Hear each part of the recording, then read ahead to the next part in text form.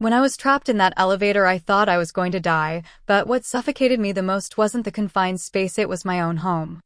I came back expecting concern, but all I received were accusations, indifference, and neglect. I've spent my entire life working tirelessly, yet my husband Carl treats me like I don't exist. My son Ryan does nothing but criticize me. My daughter-in-law Lucia sees me as a free babysitter. Even my grandson Alex looks at me with disdain. And in that moment, I finally understood I was nothing in this house, the crewest his dance with his mistress. Ryan was furious that I had inconvenienced him, making him late to pick up his son, and when I limped home injured and exhausted, the only thing they had to say to me was, "Go make dinner." Enough. I've endured a lifetime of this, but not anymore. This time they're going to see that I am not someone they can trample over. When I threw down my apron and said, "I'm done," when I picked up my suitcase and declared, "I want a divorce," I saw the fear on their faces. I heard their desperate pleas, and in that moment I finally took control of my own life. My life is only just beginning. I was on my way to pick up my grandson Alex when the unexpected happened. The elevator malfunctioned as it reached the 8th floor. A loud bang echoed through the space, followed by a violent jolt. The sudden drop sent me crashing onto my hands and knees, my heart pounded in my throat, every nerve in my body screaming in terror. Then, just as abruptly, the elevator stopped. I let out a shaky breath, collapsing against the wall, my limbs drained of strength. Trapped with me was a young woman, already in tears, her face pale with fear. She scrambled to her feet and pressed the emergency call button. A voice answered quickly, reassuring us that help was on the way, urging us to stay calm. But how could we? The elevator was still dangerously suspended, and no one knew what would happen next. A sinking sense of dread took hold of me. I pulled out my phone, desperate to make what could be my last call to Carl. The line connected, and before I could say a word, his irritated voice snapped, "What?" Fear had closed up my throat, leaving me unable to form a coherent sentence. "I'm in the middle of a dance. I don't have time for this." And with that, he hung up. I called back. He didn't answer. Panic rising, I dialed Ryan next.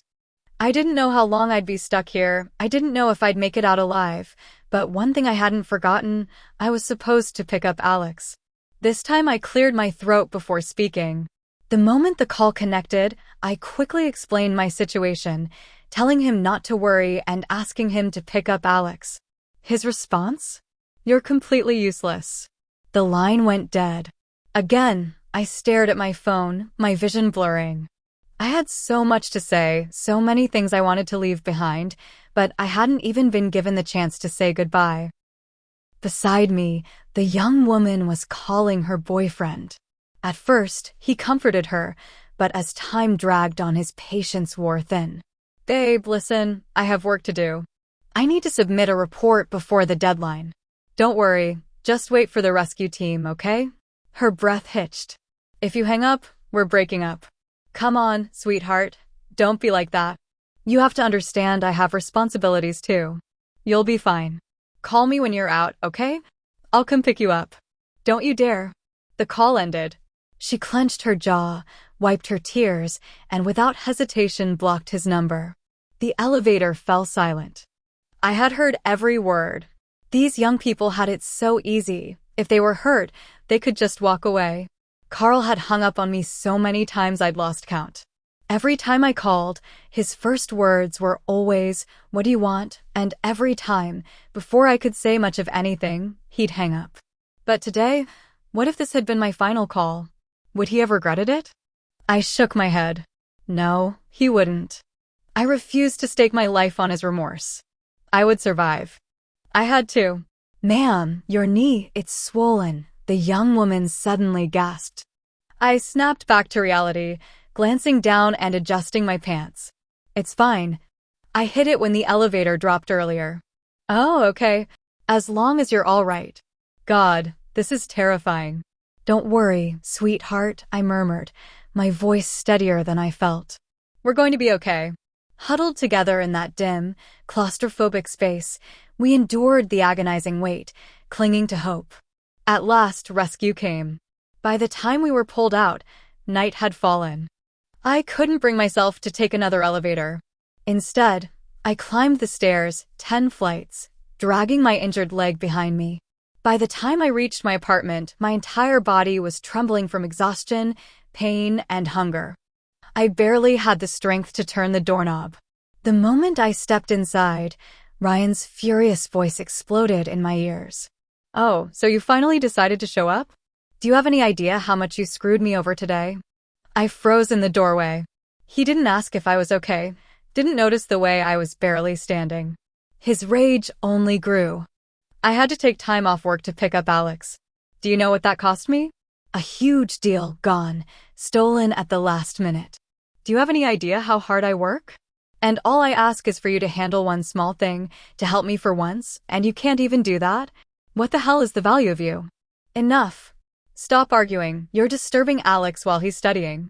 Lucia stepped out of Alex's room, her expression darkening the moment she laid eyes on me. She let out an impatient sigh.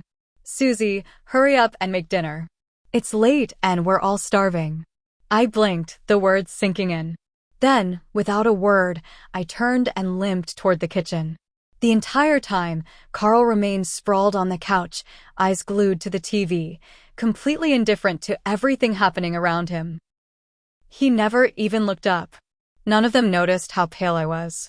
None of them saw my trembling legs, how I struggled with every step. And suddenly, a deep sense of injustice crashed over me. I had just been through something terrifying. I had been trapped in an elevator, helpless and afraid. I had barely made it home, exhausted and in pain, and yet not a single person asked if I was okay. No one wondered if I was hurt, if I was scared. All they cared about was that I hadn't picked up Alex on time. My mind drifted back to the last time I had asked Carl for help. My rheumatism had flared up so badly I could barely walk. The pain was relentless, stabbing into my bones day and night.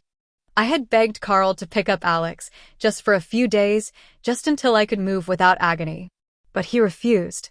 He had dance practice with our neighbor Vivian, and apparently that was more important. When Ryan heard about it, he wasn't upset with Carl. He was upset with me. "Mom, you're being ridiculous. Dad spent years working far from home, breaking his back to provide for this family. He suffered for over a decade. Now that he's older, he deserves to rest. But you've never had a job, you've never experienced how hard it is to work, and now you're making excuses just to get out of something as simple as picking up Alex? That's beyond selfish." So I had gritted my teeth and done it anyway. I endured the pain. I limped through every school run, pushing myself until I had nothing left. But this time I had been trapped in an elevator. I physically couldn't be there, and Ryan still never once thought to ask his father for help. He knew where Carl was. He knew Carl was dancing with his mistress, and yet he would rather take time off work himself than ask Carl to step in, because in this house, Carl was untouchable. And I was nothing but a maid, a servant who had given up everything for this family, only to be treated like I was worth nothing. A lump formed in my throat, my eyes burning with unshed tears. For years I had told myself I was used to this, Carl's cold indifference, Ryan and Lucia's constant demands, their sharp words that cut into me like knives. I thought I had learned to live with it. But tonight, something changed. Maybe it was the pain in my leg, radiating all the way into my chest. Maybe it was the crushing weight of everything I had endured. Or maybe, for the first time in my life, I finally realized the truth. I couldn't take it anymore. I wouldn't take it anymore.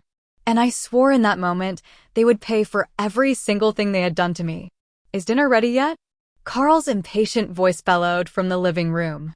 I snapped back to reality, inhaled deeply, and then, without hesitation, threw the dishcloth aside and walked out. I didn't cook dinner. Carl frowned, clearly displeased. "You're so slow. Vivian's already been texting me to come dance." "Forget it, I'll just skip dinner." With that he got up, straightened his barely rumpled clothes, and pulled out his phone as he strode toward the door. I'm coming. I'll be down in a second." His tone was light, almost eager. That was when Ryan stepped out of his room, his face darkening. "Mom, what the hell are you doing?" I had had enough. "Whoever wants to eat can cook." "I'm done." Lucia, who had been lounging on the couch watching TV, jerked her head up, her voice turning sharp.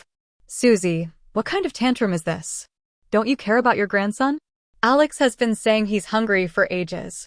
I scoffed. "And none of you thought to get up and make something yourselves? All you know how to do is sit there and demand." Lucia puffed, arms crossed.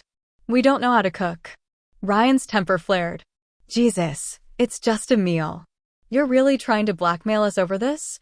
"Lucia, grab Alex. We're eating out tonight."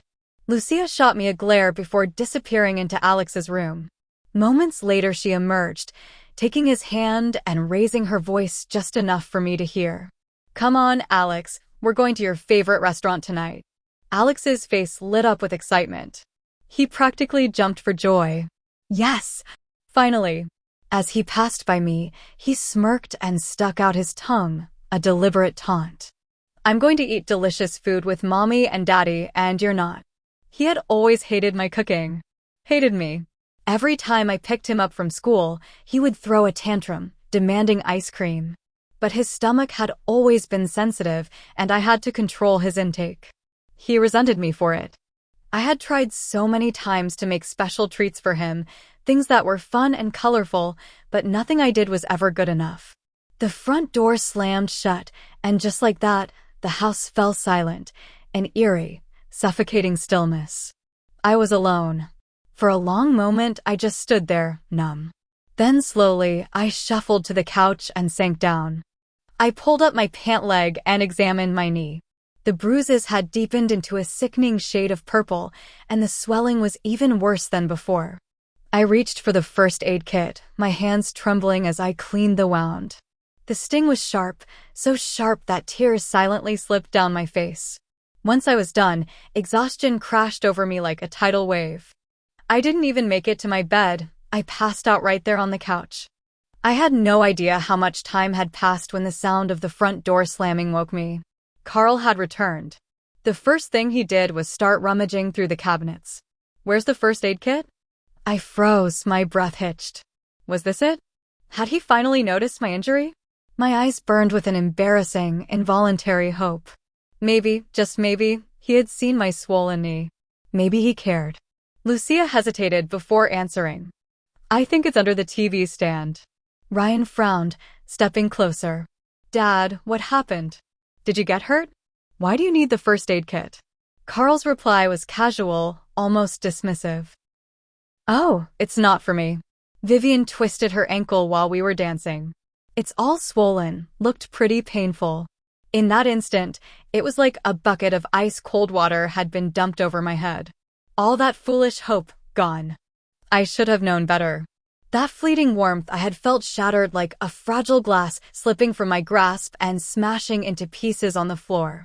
A cold numbness spread through me, seeping into my bones. It felt like I had fallen into an ice-cold abyss.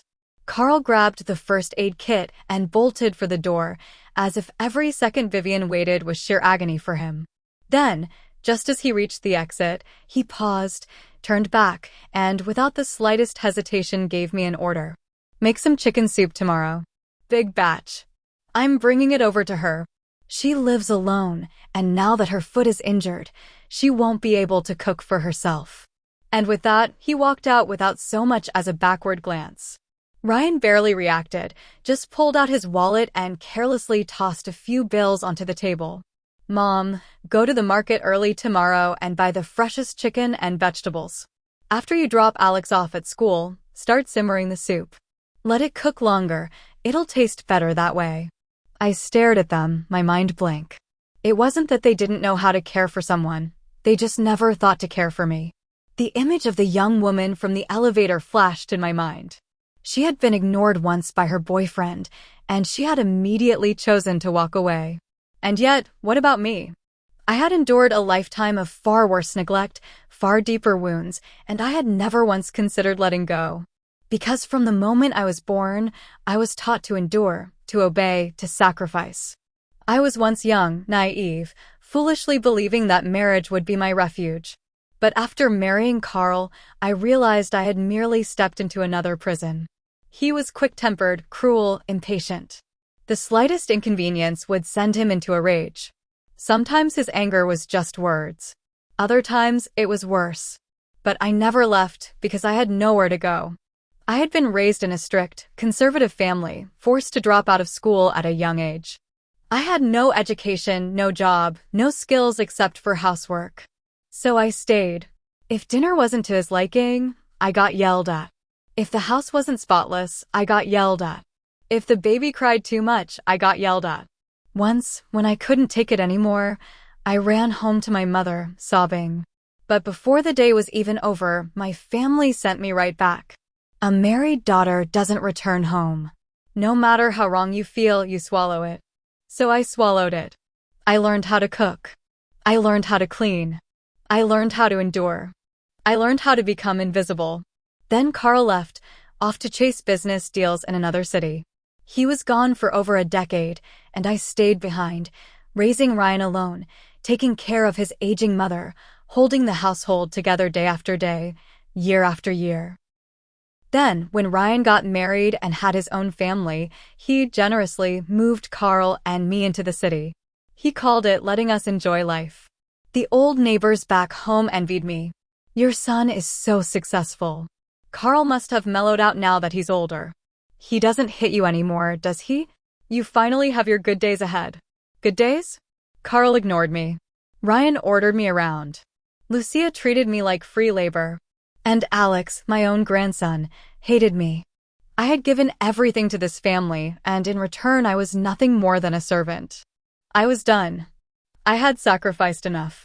Was I supposed to spend the rest of my days like this? Enduring their cold indifference, their dismissive cruelty, their absolute lack of respect? And suddenly, the voice of that girl in the elevator echoed in my head. I want to break up. No, I didn't want to just break up. I wanted a divorce. Divorce. I want a divorce. The moment those words left my lips, it felt like 1,000 pounds had been lifted from my shoulders. For the first time in decades, I stood tall. Ryan's head snapped up, his eyes widening in shock. What did you just say? I took a deep breath, met his gaze, and repeated slowly, deliberately. I said I want a divorce. I'm done serving this family of ungrateful parasites. I'm moving out. I refuse to waste another second of my life taking care of you people. Ryan's face darkened, his voice turning sharp. Mom, have you lost your mind? You're too old to be talking about divorce. Aren't you embarrassed? Do you know how humiliating this will be? People will laugh at us. Lucia rolled her eyes, scoffing. Oh, Susie, is this menopause talking? What are you even mad about? Vivian? She's just Dad's dance partner. You're really making a scene over nothing. Ryan's expression shifted, realization dawning. Wait, this is about Vivian? Mom, you cannot be serious. They just danced together, and you want a divorce over that? That's ridiculous. I shook my head, my voice unwavering. I don't care what you think. I've made up my mind. A strange calmness settled over me. For the first time in my life, I wasn't seeking permission. I wasn't waiting for approval. I had spent a lifetime suppressing my own needs. No more. My heart pounded, not in fear, but in exhilaration. I had never felt more alive. I turned, grabbed my phone, and dialed Carl. The line connected. He didn't even bother with a greeting. What now? He snapped, impatient as ever. I barely had time to speak before he hung up, didn't even give me a chance. Perfect. A bitter laugh bubbled in my throat as I turned and strode into my room. I grabbed a suitcase and started packing. Ryan finally realized I was serious. His face twisted in panic as he fumbled for his phone, dialing Carl with shaky hands. Dad, you need to come home. No, Mom's lost her mind. She wants a divorce. As I packed my things, I realized how pathetically little I owned. I had spent my whole life saving, sacrificing, never once indulging myself. And now, as I stood here preparing to leave, it hit me, after all these decades, all I had to my name were a few faded, threadbare clothes. I closed my eyes, swallowing the bitter lump in my throat. From the nightstand, I pulled out my bank book and personal documents, stuffing them into my travel bag along with my clothes. When I zipped the bag shut, there was still a gaping, empty space inside. This was everything I had, my entire life reduced to a half-filled suitcase. Done packing? Ryan leaned against the door frame, arms crossed, a smirk tugging at his lips, mocking, dismissive. When is Carl coming home? I asked, already knowing the answer. Ryan shrugged, feigning nonchalance. No idea. Vivian needs him right now. He can't leave her side. My hands clenched into fists. Ryan clicked his tongue. Come on, Mom, drop the act. His smirk deepened, laced with condescension. This whole tantrum, it's just a desperate ploy to drag Dad back from Vivian, isn't it? His gaze was pure scorn.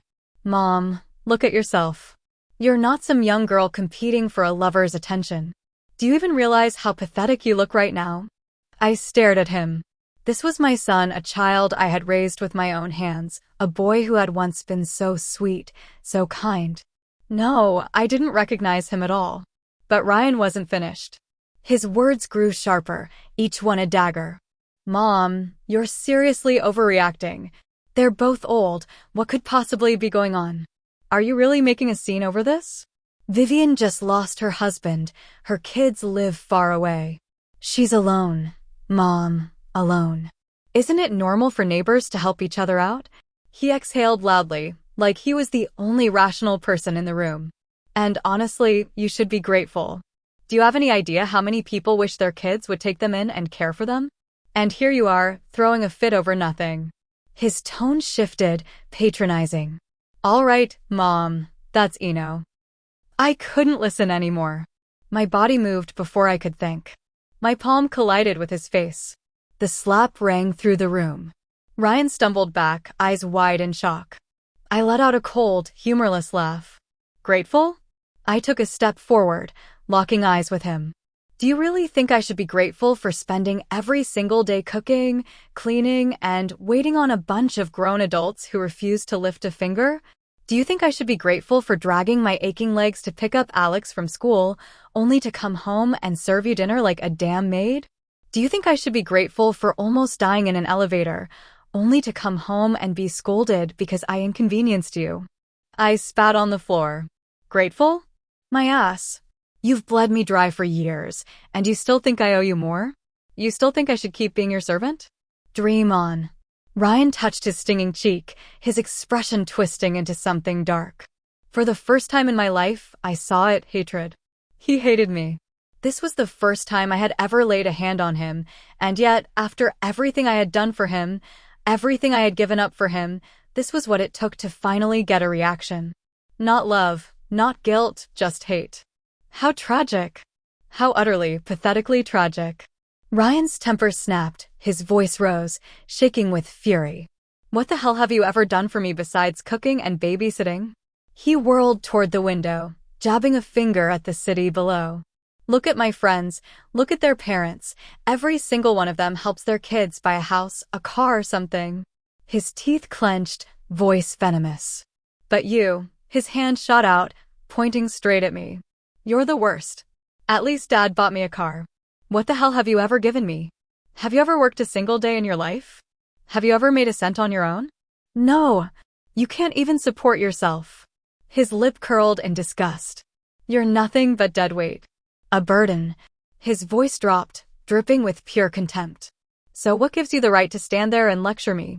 My whole body trembled with rage as I raised my hand and slapped Ryan across the face again. You ungrateful bastard. His head snapped to the side, his eyes widening in disbelief. But I didn't care. A lifetime of suppressed fury, buried pain, and silent endurance erupted all at once. You were sick all the time when you were little, constantly in and out of the hospital. Your grandmother said you were a burden, a waste of money. She refused to pay for your treatment. Do you remember who carried you on my back, running door to door, begging the neighbors for money just so I could get you the medical care you needed? It was me. Now you stand here and look down on me for not having a job? For not making money? Do you have any idea why I never worked?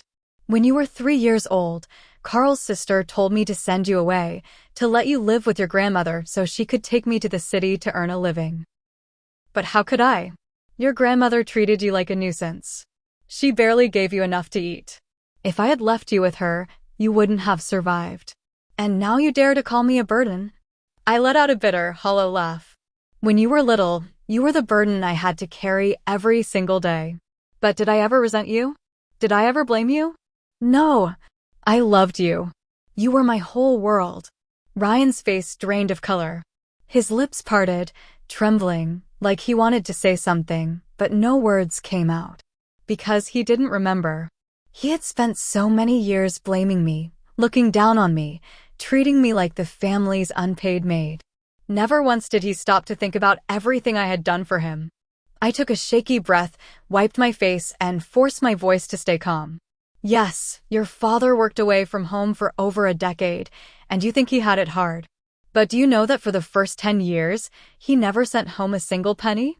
Do you know that it was me who kept this family afloat? Do you know that every single meal you ate, every piece of clothing you wore, every time you got sick, it was all on me? You think he suffered? I let out a short, bitter laugh. Did you ever stop to wonder what about me? And finally, the tears came. I had held them back for so long, but they poured down now, carrying decades of exhaustion, heartbreak, and pain. Ryan's mouth opened and closed.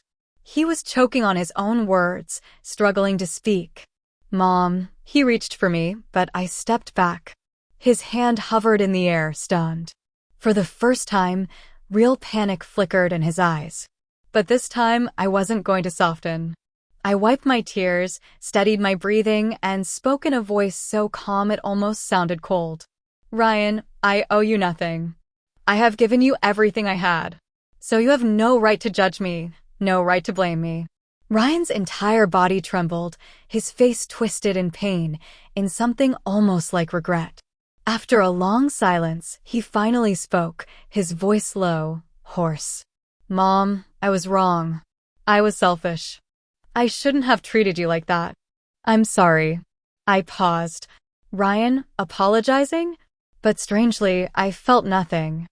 I had been disappointed too many times. And sure enough, the very next moment he grabbed my hand, his voice suddenly gentle, coaxing.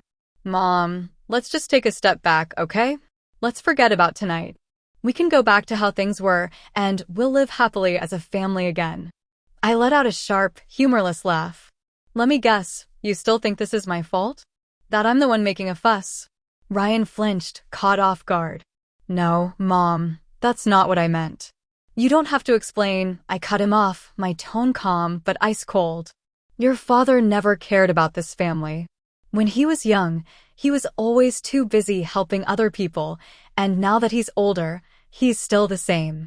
He barely speaks to me, but he's running around playing caretaker for another woman. Ryan, I'm exhausted. Ryan immediately shook his head, rushing to defend Carl. Mom, you're overthinking things. It's just medicine. It's just being neighborly. It's not a big deal.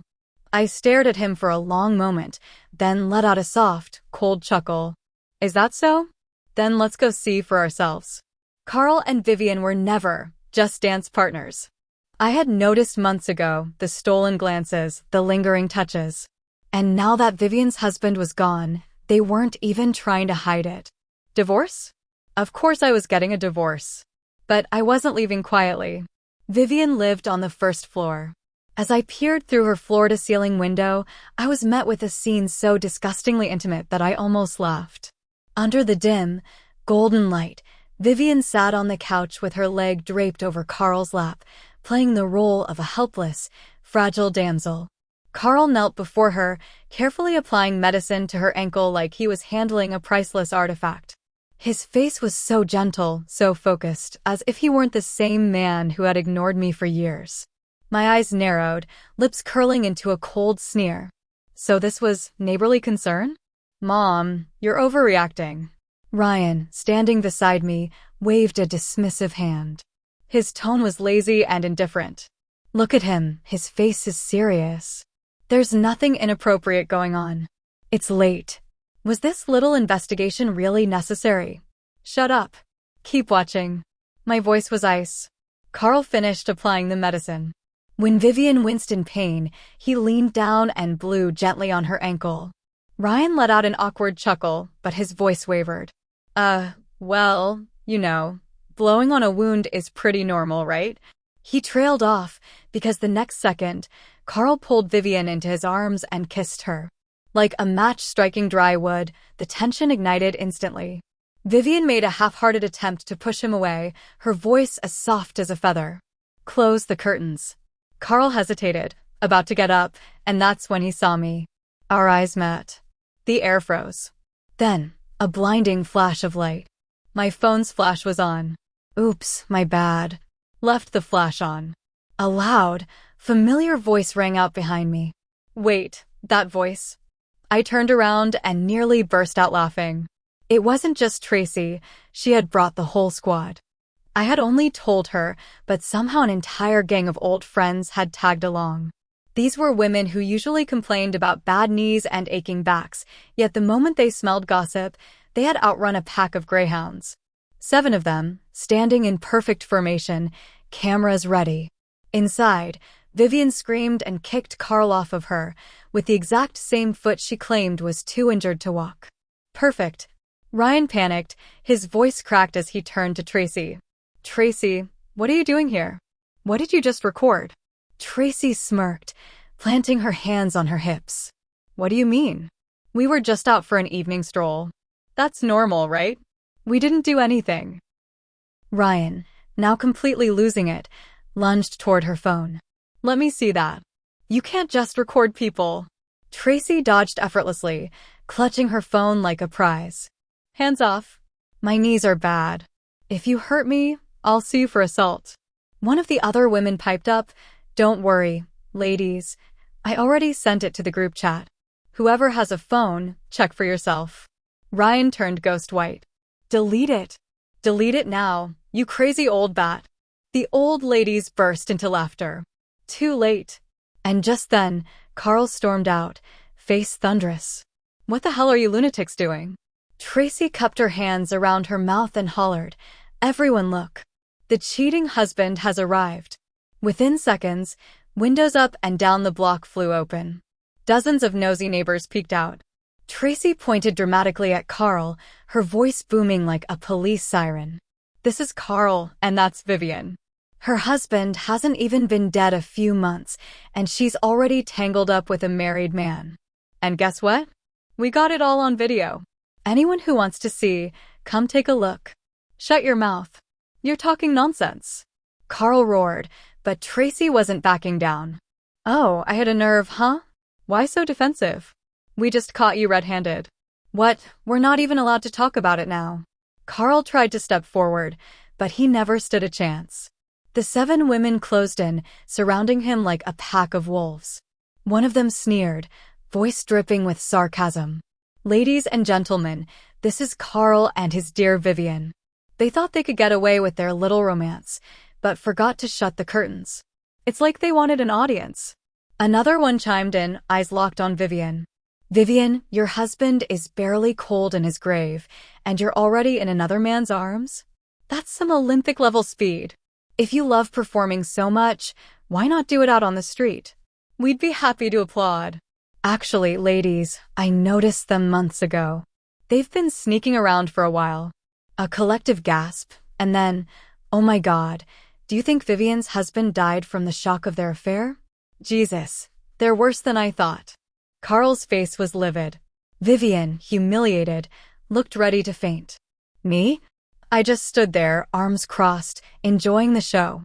The whole fiasco finally ended when the police arrived. Carl looked like a complete mess, his clothes torn, his hair missing a chunk, his entire body disheveled and humiliated. The whole neighborhood had witnessed the spectacle. By now, everyone in the community was talking about it. I stood at a distance, watching him stomp around in a blind fury, completely unhinged. And for the first time in years, I felt satisfied, pure, unfiltered satisfaction. It was glorious. By the time I got home, it was past midnight. Carl sat in the living room, his face dark as an impending storm. The moment he saw me, his entire expression twisted with rage. You crazy witch. Was this your doing? I met his fury with a calm, cold smile. Yes, it was me. So what? His entire body shook with anger. You venomous woman. He slammed his fist onto the table, his roar filling the room. I'm your husband, and you dare do this to me? Ryan came in behind him, looking like he had completely lost his mind. He was breathing hard, his hands in his hair, eyes filled with pure frustration. Mom, what the hell do you want? His glare burned into me, full of disappointment and blame, as if he was the one being humiliated. No matter what happens, you should have kept it private. You don't air dirty laundry in public. Do you have any idea what you've done? How am I supposed to face people now? Do I even have a shred of dignity left? I didn't even look at him. Instead, I turned to Carl, pointing straight at him. Why don't you ask him that question? He's the one who climbed on top of Vivian in full view of everyone. He's the one who disgraced you. Ryan's face froze. Carl, on the other hand, turned a dangerous shade of red, his voice rising to a furious bellow. You're insane. A complete lunatic. He jabbed a finger toward the door, his voice trembling with rage. Divorce? I want a divorce. Right now. Get out of my house. Take your things and leave right now. For the first time that night, I felt a wave of relief. Finally. I had been waiting for this moment. I had worried that Carl would drag this out, refuse to let me go, trap me in this prison. But now he was throwing me out himself. Perfect. I didn't say another word. I simply turned, walked to my room, and grabbed my already packed bag. I had been ready to leave hours ago. I slung it over my shoulder, fully prepared to walk out of that house forever. But just as I reached the door, Carl blocked my way. Stop right there. His narrowed eyes locked onto my bag, and something vicious flickered in them. Put that down. His voice was sharp, dripping with malice. You're not taking a damn thing. Everything in this house was bought with my money. You leave empty-handed. That sentence, that absolute audacity, I laughed. Actually laughed. It was a slow, cold, deliberate laugh. Then, without a word, I placed my bag down. Ryan let out a small sigh of relief, thinking I had given in. But then I walked into the kitchen. A second later, I strode back out, holding a knife. A long, gleaming kitchen knife. Ryan's face went ghost white. Carl took an instinctive step back. I gripped the handle firmly, my gaze sharp and deadly. Listen carefully, Carl.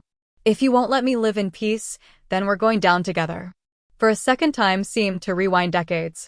Once, when I was young and desperate, I had held a knife just like this, facing off against someone who tried to hurt me and my child. Now, I was standing in my own home, holding it against my own so-called family. Ryan panicked, stepping between us, his voice shaking. Mom, calm down. We can talk this out. Don't do anything crazy. Calm down? I lifted the knife slightly, just enough for the blade to catch the light. Did you all think I was just some punching bag? Did you think that just because I spent a lifetime enduring, that I would never fight back? Even a clay figurine has fire in its core. You have all pushed me too far. Carl finally showed fear.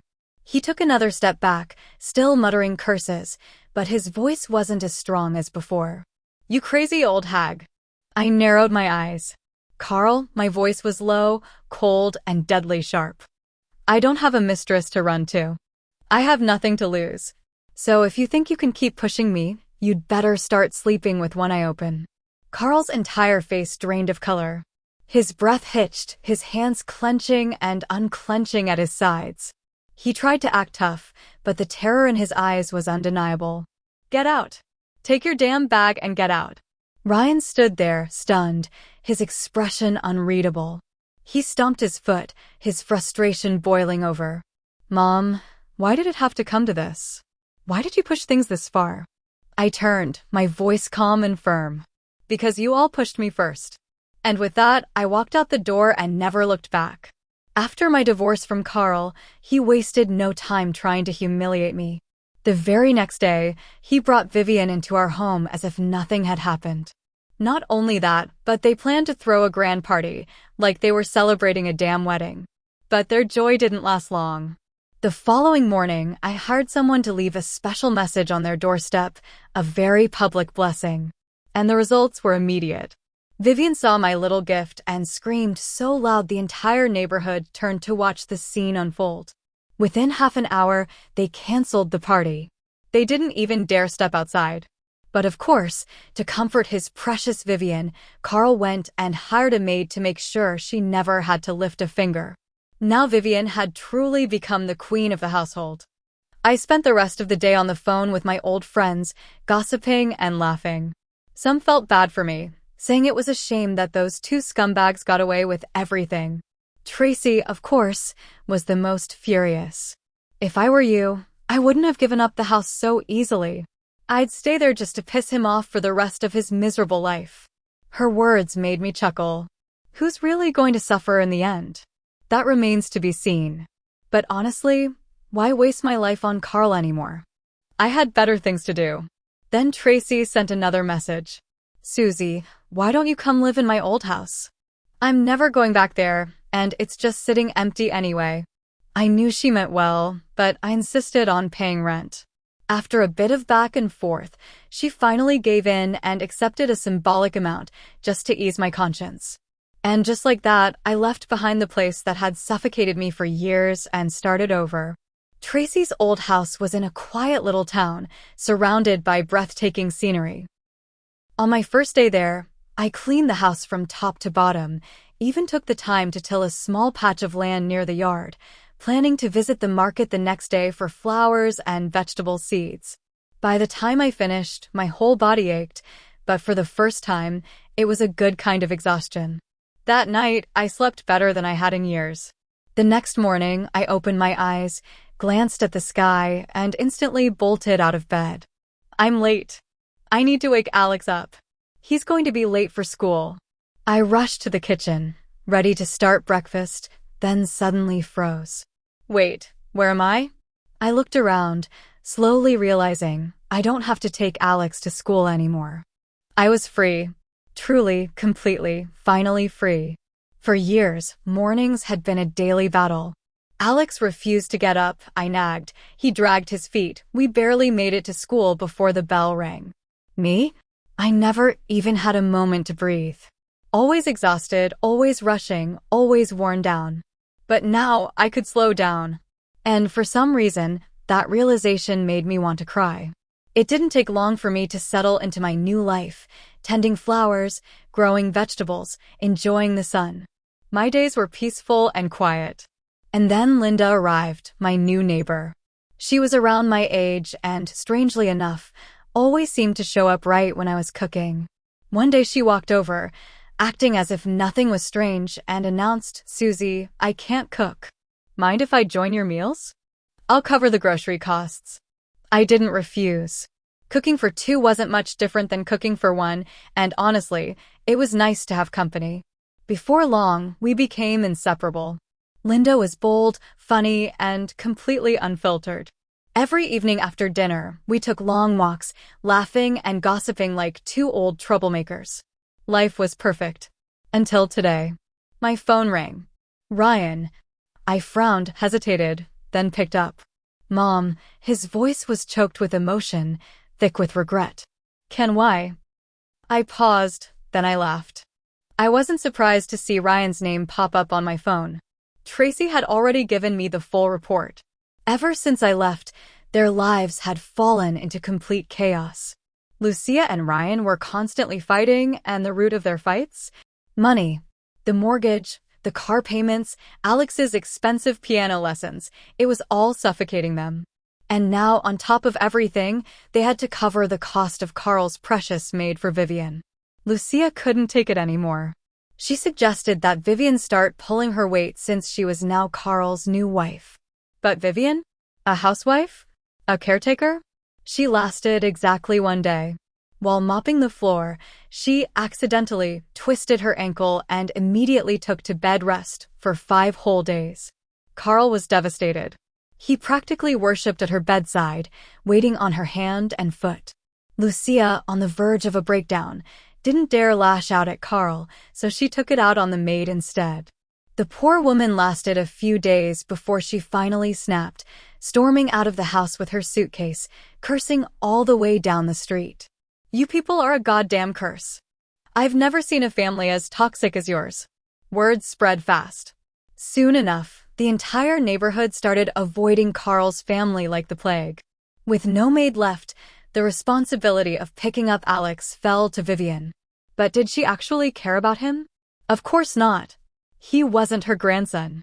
In fact, she still held a grudge against Lucia, so she did what any spiteful stepmother would do. She used Alex to get back at Lucia. She spoiled him rotten.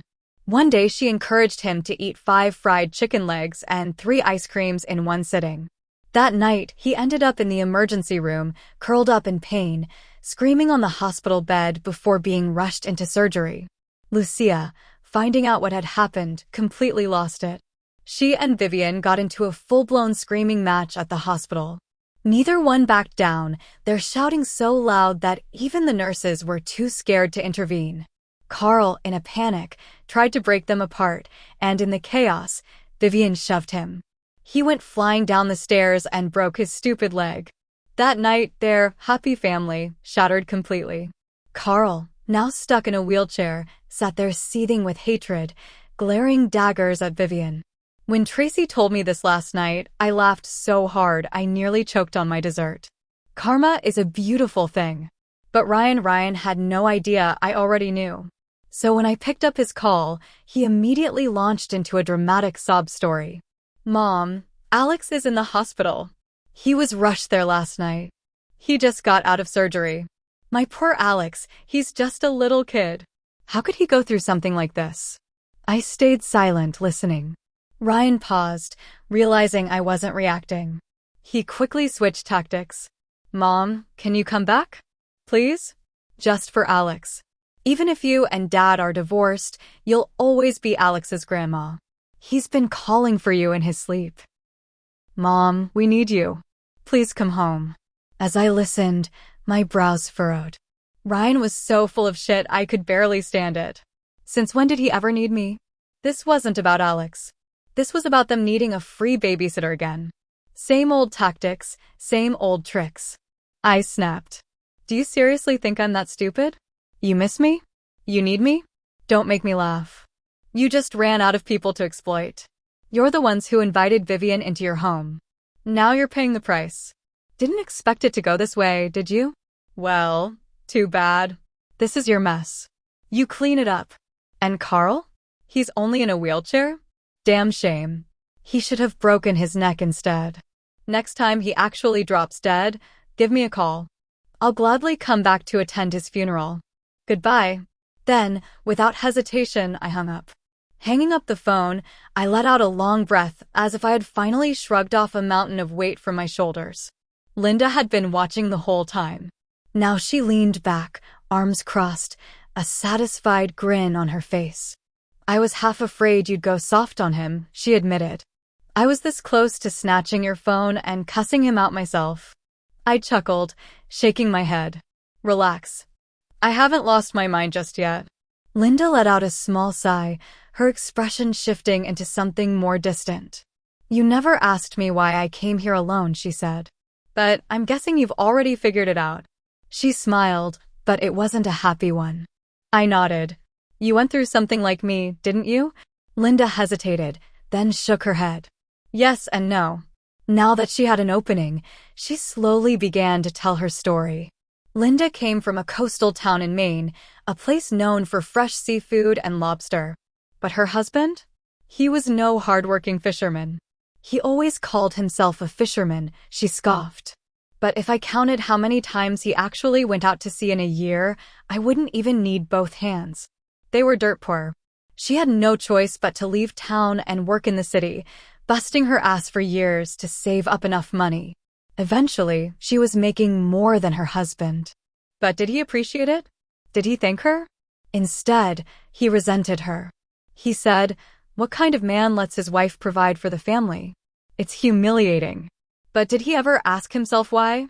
He refused to get a real job. Still, she stuck it out.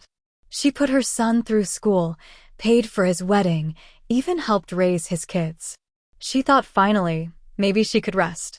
Then she found out her so-called best friend had been sleeping with her husband for years. And the worst part? Her whole family knew. Knew. Even her son.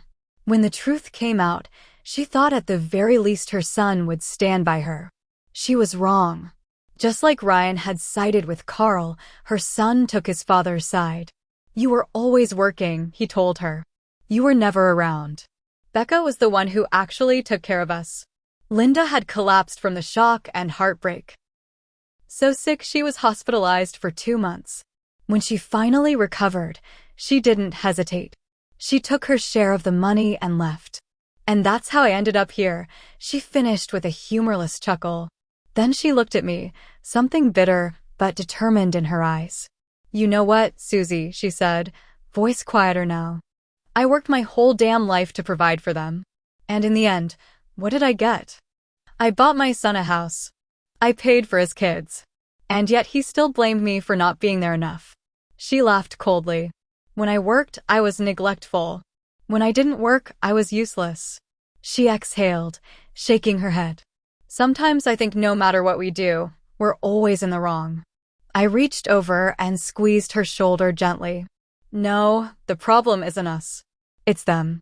If the family is broken, then we build a new one." I smiled at her, my voice warm. "Look at us, we're living together, taking care of each other, and we're happier than ever. Isn't this what real family should feel like?" Linda blinked, stunned for a moment, then her expression brightened. "You're right.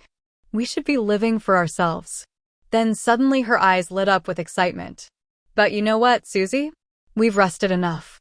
It's time to start making money." I frowned, caught off guard. "Money?" Linda nodded firmly. "You're amazing at cooking. Why don't we start a food channel? We'll film your recipes and post them online." I hesitated, feeling unsure. "People pay for that?" "Of course they do. Don't worry, I've already looked into it. You just cook, I'll handle the rest." She patted my shoulder, beaming. "I have a really good feeling about this." And just like that, we dove in headfirst. Linda was a force of nature. The moment she decided on something, she moved fast. I, on the other hand, knew nothing about this kind of work, so I just listened to her, followed her lead, and did as she instructed. For a month we worked nonstop, and then it happened. Our videos started gaining traction. People loved them. And then our first paid sponsorship came in. When Linda handed me my first share of ad revenue, I stared at the money in my hands, feeling a rush of emotions. Pride, excitement, confidence. I had spent a lifetime believing I couldn't earn my own way, but now I had just made my own money. We kept at it, posting more videos, building our audience, watching our numbers climb. Linda was thrilled. Me?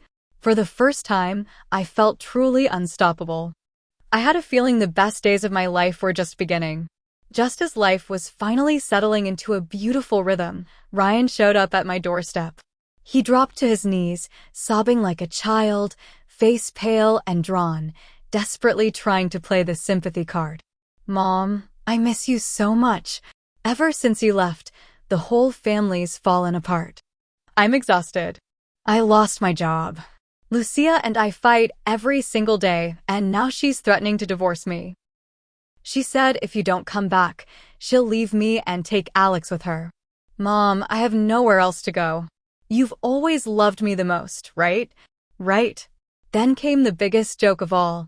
Even Dad, he said if you just come back home, he'll dump Vivian on the spot and remarry you. "Mom, we're all waiting for you." I couldn't help it. I laughed. What a pathetic, desperate move. Tracy had already told me everything. Their house was a disaster. Vivian couldn't stand Carl's bad temper and controlling ways. She was begging for a divorce. But Carl? He wouldn't let her go. He cursed at her, hit her, forced her to care for him, demanding she bathe him, feed him, just like he once demanded from me. No, they were nothing more than two prisoners trapped in a never-ending war. Their shouting matches shook the entire apartment building. It was glorious. Absolutely glorious. I was done wasting my breath on Ryan. I turned around, walked into the kitchen, and came back out holding a butcher knife. I twirled it in my hand, my voice ice cold. "Get the hell out!" Ryan froze. He had never seen me like this before. But now I was a woman who had nothing left to fear. And thanks to our cooking videos, I had perfected my knife skills. Ryan's face turned pale, but still, he refused to back down. "I'm not leaving," he insisted, growing bolder. "I lost my job. The mortgage is overdue. If I don't make the payment next month, the bank will take our house. You have two options: come back with me or give me money. Because I'm not leaving without something." I narrowed my eyes. For a moment, I just stared at him. Then, with a sharp flick of my wrist, I threw the knife. It slammed into the wooden door frame, inches from his ear. Ryan let out a strangled yelp, scrambling backward. "You still not leaving?" I asked slowly, my voice dangerously calm. Ryan frantically shook his head. "I'm leaving. I'm leaving. Just calm down." And then, like a rat scurrying from a fire, he bolted. Didn't even dare look back. But the bastard wasn't done yet. According to Linda, he had rented a cheap motel in town, determined to wait me out. He wasn't giving up. And he wasn't the only one. Linda's son, same story.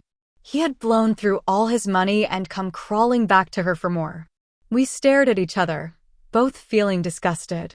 Then Linda sighed, shaking her head. "Susie, we can't hide forever." I frowned. "Then what do we do?" Linda's lips curled into a mischievous smile. "Simple. We disappear." The next morning, before sunrise, we grabbed our suitcases, headed to the airport, and vanished. Our first stop? California. We had enough money. We were done working just to survive. From now on, we were living for ourselves. Ryan? Carl? Let them rot. For the next few years, we traveled across America. From the bustling streets of New York to the vast beauty of the Grand Canyon. From Yellowstone's geysers to the pristine beaches of Hawaii. And our videos? They evolved. No longer just cooking, now we captured the beauty of our travels, the richness of different cultures, the joy of true freedom. We didn't have fixed plans. We went wherever we wanted, filmed whatever we felt like. When we got tired, we took a break. Life was finally our own. And the best part? We weren't alone. Our videos inspired thousands of people. I finally left my toxic husband because of you. For the first time in years, I feel alive. I thought my life was already set in stone at 60. You showed me that it's never too late to start over. Thank you. You taught me how to love myself. Reading their words, I smiled. Looking back, my old life felt like a distant nightmare. Once, I believed that at 60, a woman should stay home, serve her family, and quietly accept her fate. But now I knew better. Because as long as you have the courage to walk away, it is never too late to start again.